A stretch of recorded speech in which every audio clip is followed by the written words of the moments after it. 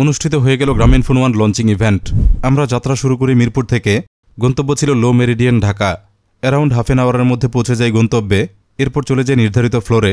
গিয়েই দেখা হয়ে যায় বাংলাদেশের সুপরিচিত টেক কন্টেন্ট ক্রিয়েটরদের সাথে। সবার সাথে আড্ডা হয়, কথা হয় বিভিন্ন বিষয়ে। সুন্দর সময় কাটাতে ছিল টেক এক্সপেরিয়েন্স জোন। আমি ট্রাই করছিলাম অগমেন্টেড রিয়েলিটি গ্লাস। এরই মধ্যে শুরু হয়ে যায় মূল ইভেন্ট। ঘোষণা করা হয় গ্রামীণফোনের নতুন কিছু সার্ভিস। আপকামিং সার্ভিসের মধ্যে ছিল বায়োস্কোপ প্লাস, যেখানে লোকাল এবং গ্লোবাল মিলে 11টি ওটিটি প্ল্যাটফর্ম একসাথে থাকবে। হইচই, চরকি, ক্লিক টি, স্পোর্টস সহ আরও জনপ্রিয় অনেকগুলো।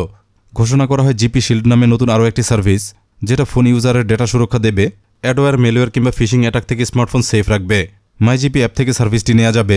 আর ইতিমধ্যে চালু হয়ে গেছে ওয়ান গেমস নামে নতুন প্ল্যাটফর্ম, যেখানে 5000+ ক্যাজুয়াল এবং হাইপার ক্যাজুয়াল গেম থাকছে। গেমিং প্যাকের মধ্যে থাকবে ডেটা অফার। এটাও অ্যাভেল করা যাবে মাইজিপি অ্যাপ থেকে। ইনভাইটেড গেস্ট সবার জন্যই ছিল আপ্যায়নের ব্যবস্থা।